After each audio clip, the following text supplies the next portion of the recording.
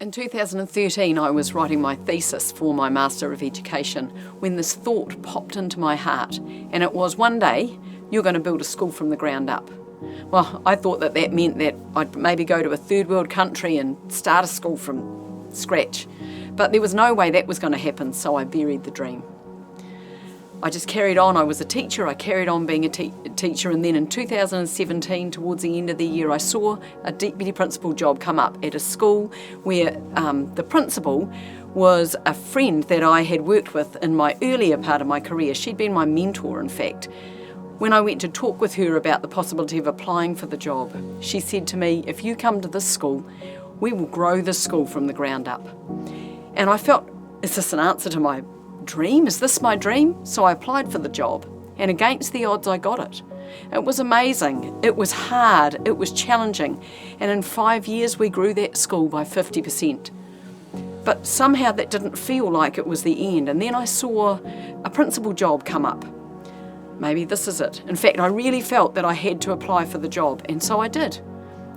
Even though I'd been told there was no chance I could get a beginning principal's job because I was over 55, and that's the use-by date for beginning principals. I applied, didn't get it. Oh well, maybe I'd heard wrong, and so I left it. Then just before Christmas last year, a friend of mine who lives in Australia saw that there was another principal job coming up in the Hutt Valley, and she told me about it. I told her I wasn't interested, and so I left it. She left it. Except I didn't know she was praying in the background.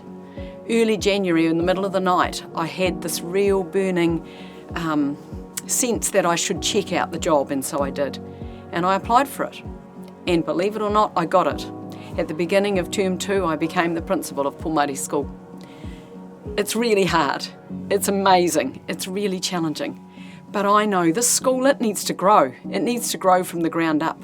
There's been hurt, there's been damage done in the past, and I don't know how I'm going to do it, but I know God's called me there. That friend in Australia told me after I said no that God said to her, don't worry, this job isn't about Sherilyn, this job is about me. She knew I was going to get it.